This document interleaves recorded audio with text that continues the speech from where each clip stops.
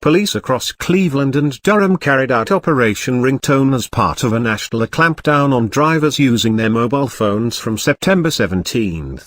Drivers using a phone while at the wheel now receive 6 points and a £200 fine. Inspector Jonathan Malcolm, from the Cleveland and Durham Specialist Operations Unit, said, "It is always disappointing to find that anyone has risked their life and the lives of other innocent road users.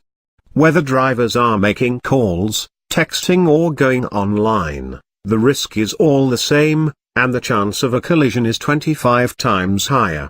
We will continue these operations to identify offenders and we will educate wherever we can.